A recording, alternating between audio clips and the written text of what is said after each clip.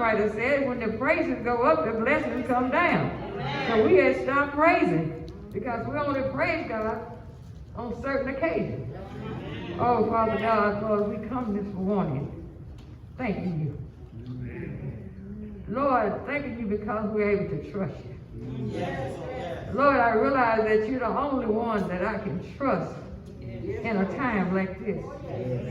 You said in your word in Hebrews 13:5 that you would never leave us nor forsake us. You also said in the book of Job that a man that is born of a woman, days are short and full of trouble. But Lord, I thank you that no matter what we're going through, you're going through them with us. And sometimes you have to go through in order to get through. But that we just want to thank you this morning for being such a great God. That no matter what happens to us down here, we have another home that's not built with man's hand. Oh Lord, we just thank you this morning. We glorify your name. We just lift you up in Jesus' name. Amen. Amen. First, I would like to give honor to God and to all of you that are still here today. And I know that there's a lot going on. You know, I'm 68 years old and I've never seen anything like it before in my life. With this pandemic and this COVID-19 and this coronavirus. And the bad thing about it, no one saw it coming. And no one saw it coming, and guess what? It didn't only hit these United States of America, but it hit the whole world. And I heard somebody say this morning that God is trying to tell somebody something, but I'm going to tell y'all God is trying to tell all of us something. Because I believe that even the church folks, we haven't been doing what we're supposed to be doing. You know, so many times we say this is right and that's wrong, but that's right and this is wrong. But you see, the world today is not listening for something, they're looking for something. And sometimes we don't show them what they're looking for. Because, see, we haven't arrived yet. And we're the ones supposed to be the example, because the Bible said, let your little light shine, because there's somebody in the valley trying to get home. But if you're doing the same thing, kind of like that story about the parakeet, the man went to church, the parakeet was there, and then he went to the nightclub. The parakeet, the only thing the parakeet could say were the same people. And see, that's where we are today. The same people that going to the nightclub is going to church. It has to be a different, there has to be a separation, because we cannot be like other people. The urgent may be seated. We're not going to be before you long. And I know that this thing with the protests and stuff going on, I know that some of what's going on is right, some of it's wrong. And I believe that Dr. Martin Luther King exemplified that. And I like what Dr. Martin Luther King said once. He said that we all might not have come over on the same ship. He said we're in the same boat. Right now, just about everybody's in the same boat. You can't talk about me and I can't talk about you on what's going on, because, and I'm going to tell y'all what's causing this whole situation. And everybody's talking about we're trying to get an antidote. The antidote is Jesus. Amen. The antidote is Jesus. And see what the problem is, we done took Jesus out of the equation. Jesus is not a part of the equation. Jesus is the equation. I see all the people protesting, but the Bible says lean not to your own understanding, but acknowledge God in all your ways, and he will direct your pathway. Except God is directing us, we're going to go the wrong way. Because the scripture says, except God builds the city, he who builds in vain. Except God watches over the city, he who watches in vain. So we're going to have to put God back to where he's supposed to be, at the head of our lives. And the reason why people are not at church today is not so much that they are scared. If you really have Jesus in your life where he's supposed to be, we wouldn't have to walk in fear, because God didn't give us a spirit of fear, but power, love, and a sound mind. And that does not say that you don't wash your hands. It does not say that you don't wear masks or do social distance, and even sometimes sheltering. It does not mean that you don't do those things in a safe and a manageable way, but it also means that you put Jesus first. You're not going to walk. At one time, I'm going to tell y'all something. When this thing first really hit the fan, I was around people that weren't walking the way they were supposed to walk. And I mean, sometimes it was just like they were getting ready to just have a massive heart attack. And I had to sit there and tell them that, you know, this is not it right here. I said, God don't want us acting like this. You know, we're not supposed to act like the world. We're not supposed to walk around like a chicken with his head cut off. Don't know if we're going or coming. I know you, it's a good fear and it's a bad fear, but we don't walk around just like if you walk in a store or something. If you go to church, you're going to get the coronavirus. I'm going to tell y'all something. If you're going to get it, you just not going to get it. And I'm going to tell you something else. Coronavirus, COVID-19 is not going to take you out. If it's not your time today, you're not going nowhere. Everybody has an appointment, and if that's not your appointment, COVID-19 is not going to take you out. And coronavirus, COVID-19 is a disease, and the corona is a virus, is not going to take you out. I reinstate that you need to be careful. But what I want to say to you all tomorrow, it's going to take me about 5 or 6 minutes to say it, and I'm going to the home front. My subject for today is change me. Change me. You see, when I was out there in the street doing my thing, pushing them drugs and breaking into things that I shouldn't have been breaking into, everybody tell me, "See, you're so small, so you don't look like you." I said, sin don't have a size. That's right. Sin does not have a size. Some sin, it is a big sin, it's a little sin, but all sin is sin. Right. And Jesus said, "Also the man, but the soul that sinneth shall die." And what I'm saying to you all today, change me. And when I was looking around, the reason why I didn't really think about what I was doing, and I had been a preacher too. I had been a preacher, but then I decided I was going to go out there and swing and start selling drugs. And I would look around and I would see other people, and I would say, well, you know, they doing this and they doing that. But then God gave me 5 years to think about it. Don't you stop thinking about what other people are doing, and you start thinking about what you're doing. You're the one that needs to change. Because everybody's going to stand before God for themselves. My mother's not going to stand for me, and I'm not going to stand for my mother. I'm not going to stand for my daughter, and my daughter's not going to stand for me. But I need to change. Amen. Each one of us needs to change. And I'm going to tell you something about change. You know when you need to change. You know when you're doing wrong, but sometimes we'll make excuses and say, well, you know, I know she's doing this, and I'm no better than she is. That's not the point. That is not the point. Everybody needs to change and change me. And as I said before, the world is not listening for something. The world is looking for something. So we're going to talk about Zacchaeus. And just about everybody in church know about Zacchaeus was a little short man. You know, some kind of like me, short. But this is, I'm going to read the scripture, and then we're going to talk about Zacchaeus about 5 minutes, then we're going home. Then Jesus entered and passed through Jericho.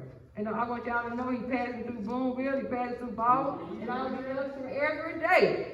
But Jesus is not going to come in your home or in your heart except you invite him.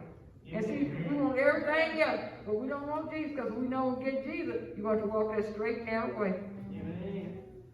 And behold, there was a man named Zacchaeus who was the chief tax collector, and he was rich. And he sought, in the 19th chapter of the book of Luke. 19th chapter of the book of Luke. And he sought to see who Jesus was, but he could not because of the crowd, for he was a short stature. I want to tell you something. When you don't have Jesus in your life, you can't see. You can't see what you need to see. You only see what you want to see. And see, that's what's going on now. A lot of people are doing things that they shouldn't be doing. But as Solomon said, well, there is no new thing under the sun. As a lot of this brutality, police brutality was going on back in the days. Back in the 60s and the 70s and the 80s, I can remember when the sheriff of Prentice County would take people to jail of color in the trunk of their car. Or if they looked at certain other color people the wrong way, they were almost beat to death. So the things that are happening now is no new thing, because I've been seeing this all my life, but it was wrong. The only thing is what happened to Mr. George Floyd was the straw that broke the camel's back. It had already been going on, but it brought light and beat everybody saw what had happened. But I'm going to tell you something. The man was on his neck. A lot of us got things we're choking too. I can't breathe. When I was out there in the sin, I couldn't breathe either. But it was a spiritual breath. It was not a physical breath. I couldn't breathe. Because things were, I was just like I was going around in a circle. Things just weren't working. Yeah, I had a lot of money, but what about money? Money, you can't buy heaven. You can't buy money because you can't buy heaven with money. So I couldn't breathe either. And there was a lot of things that was on my neck that I had to know. I knew that I had to change. All right, let's continue to read. So he ran ahead and climbed up in a sycamore tree to see him, for he was going to pass that way. And when Jesus came to the place, he looked up and saw him and said, Zacchaeus, make haste and come down today. I must stay at your house. So he made haste and came down, and he received him joyfully. But when they saw it, they all complained, saying, he has gone to be a guest with a man who is a sinner. I'm going to tell you, people going to talk about you no matter what you do. Amen. Whether you're doing right or whether you're doing wrong, it's always somebody got something to say. They were murmuring about this man because they knew what kind of person he was. And then Zacchaeus stood and said to the Lord, Lord, I give half of my goods to the poor, and if I have taken anything from anyone by false accusation, I restore fourfold. And Jesus said to him, today salvation has come to this house, because he is also a son of Abraham. For the Son of Man has come to seek and to save that which is lost. That's why Jesus came. He came to seek and to save that which is lost. He didn't come to talk about nobody, put nobody under no bondage and nothing. But Jesus allowed a lot of affliction and things to come on his people. Why? Because they were doing things that was wrong. Now we go back to Zacchaeus. Zacchaeus was in Jericho. Jericho was kind of like modern day Las Vegas.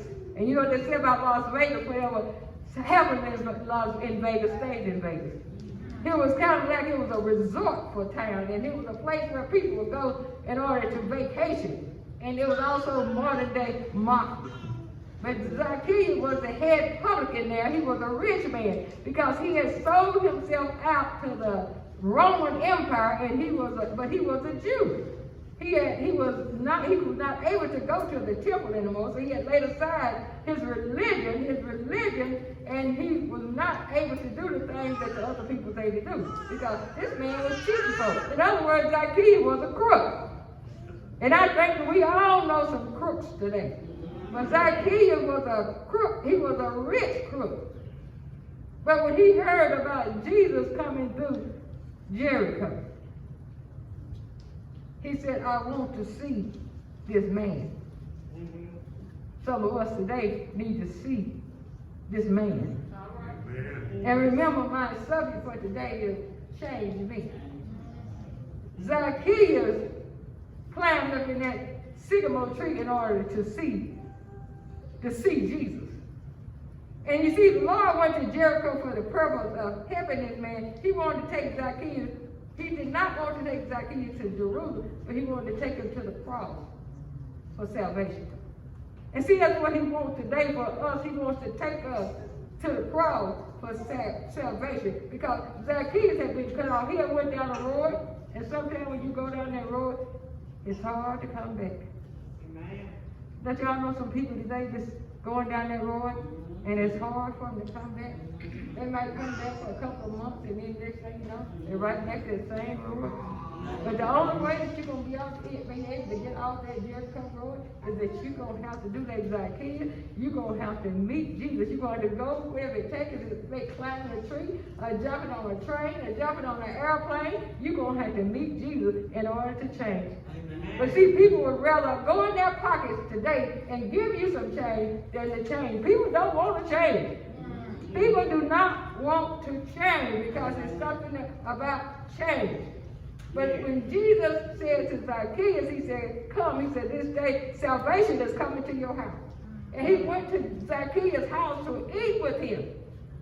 And after he had finished eating with Zacchaeus, Zacchaeus was a different person. Zacchaeus didn't tell Jesus, and then see, the good part about it, Jesus didn't never tell Zacchaeus what he was doing. But he knew what he was doing. And he said to Jesus, he said, I will give back half of my goods to the poor. Mm-hmm. He said, I will give back half of my goods to the poor. He didn't have a testimony, but what he had was a conversion. He had been converted by Jesus because Jesus had been talking to Zacchaeus. He didn't tell him. Scripture is silent. It does not say what Jesus said to Zacchaeus, but we know he didn't give him a testimony. But he said, I want to make right what was wrong. And then, see, that's what's wrong with some of us. Some of us need to make right what was wrong. It's nothing wrong with telling the person that you're sorry for something that you've done to them. But sometimes we're big, I'm not going to apologize to that person. I don't care what they think. As long as I apologize to Jesus, it's all right. If that's the way you feel about it, that's what it is. But this I know, he has not his testimony, but what saved him was his Zacchaeus changed. As I said before, people are not looking. They're not listening for something, but they're looking for something. And Zacchaeus had what the people was looking for. The Bible said, therefore, if any man be in Christ Jesus, he is a new creation. Old things are passed away, and new things have come to being. If I'm still doing the same thing that I was doing before I became a Christian, then there's something wrong. There ought to be some change in your life. If you was a mean, hateful person before you said that you accepted Christ, you shouldn't be hateful anymore. If you were lying before and all these other things before, then you shouldn't be doing it now. You cannot mix good with evil. There's no way that you can say today, I come to church on Sunday and lift up Jesus, and then on the weekend or through the week, lift up the devil and do whatever you want to do. Lord, change me. And when I'm changed, I want to be changed from the inside out. Because the Bible said that the heart is weak and desperate, and who should know it? The only one that knows our heart is God. And we must change. Because, the number one place that people can tell whether they change now, y'all know where the place is? Home. People put on their jogging pants and let their hair down at home. They'll say things and do things at home that they won't do other places because they think nobody don't know. I'm going to tell you, you got some children now. You got some children that's seeing everything that you're doing. And see, sometimes those things that you do around your house is the same thing that your children do when they get out because they saw you doing it. So we have to be able to change, and the only way that we can change is when we can ask Jesus to come into our lives and to change us, because with all this stuff that's going on in the world, you don't never know when you're going to leave. You don't never know when you're going to leave, and you don't know how you're going to go out. But today will be a good day to accept Jesus as your personal Savior. Zacchaeus did not let this day pass by. When Jesus came through Jericho, he accepted Jesus as his personal Savior. And he had changed. And people could see that he was saying, but this man, he was charging taxes. He was charging more than he was supposed to charge. Even today, people of color, y'all excuse me for saying this, people of color are charged more than other people. Amen. When we buy a car, we pay more for that car than other people. When we buy houses, we pay more for the houses than other people. When our children go to school, it don't take as much time. It takes more. Our children have to be exceptional smart than the other people. Everything, and see, don't put yourself in denial and say, well, these things are not happening because they are happening. And I'm going to tell you, just because the people are protesting in these big states and stuff, it's not going to stop right now. It might not ever stop. And I'm going to tell you something else. Jesus is not on vacation, and Jesus is not asleep. He knows what's going on. And the good part about it, why I said we're going to have to change, is going to have to start with the church, because a lot of these people are church folks. A lot of the business owners and stuff are church folks. A lot of these people are the head of our schools. A lot of these people are the head of the people that operate the towns and stuff. We're going to change. We're going to change. We're going to have to change. It's going to be a hard change. It's going to have to be a hard change. And we're going to have to get out there. We're going to have to start praying more. Instead of talking more, we need to be on our knees more. If there's ever been a time that we need to pray, it's praying time. It's time to turn off Facebook and all this other stuff that we watch on television and get on our knees or stand up straight or whatever and pray, because we need to pray more. We're living in challenging and challenging times. But I want y'all to know that going in looting and stuff and breaking in people's stores and stuff is not right. It is not right. See, you can't mix right with wrong. Now, it's good that you protest, but make sure that you're not leaning to your understanding, but leaning to God. Ask God to direct you, and we're going to have to pray for direction, because these things that are happening now has always been happening.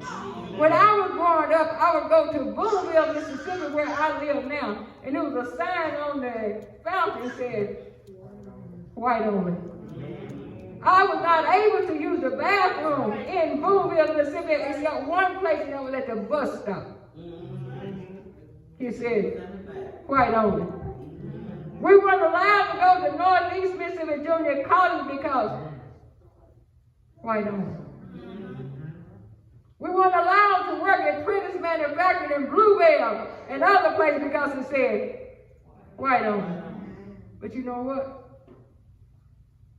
My mother never taught me to hate. My mother never taught me that I was less than the other person. I never grew up with an inferior complex. I know who I am, and I know whose I am.